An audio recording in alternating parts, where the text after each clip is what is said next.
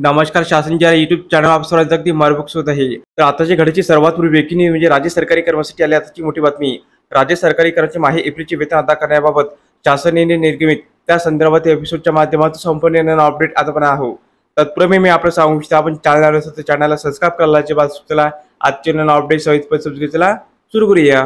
सन 2024-25 आर्थिक वर्षाकरता एकात्मिक बाल विकास सेवा योजना अंतर्गत कार्यरत अधिकारी आणि कर्मचारी यांचे वेतन अदा करण्यासाठी निधी वितरित करण्याबाबत राज्य शासनाच्या महिला व बाल विकास विभागाकडून दिनांक 16 एप्रिल 2024 रोजी अत्यंत महत्त्वपूर्ण शासन निर्णय निर्गमित करण्यात आलेला आहे. आयुक्त एकात्मिक बाल विकास सेवा योजना नवी मुंबई यांच्या अधीनस्थ एकात्मिक बाल विकास सेवा योजना ही केंद्र पुरस्कृत योजना राबविण्यात येते. सन 2024-25 या आर्थिक वर्षात मागणी क्रमांक X1 मुख्य लेखा शीर्षक 2236 पोषण आहार अंतर्गत एकात्मिक बाल विकास सेवा योजना अंतर्गत अधिकारी आणि कर्मचारी यांचे माहे मार्च 2024 व माहे एप्रिल 2024 या महिन्याच्या वेतनाकरता 89 कोटी रुपये इतका निधी वितरित करण्यास व खर्च करण्यास सदर शासन निर्णयानुसार मान्यता देण्यात येत आहे.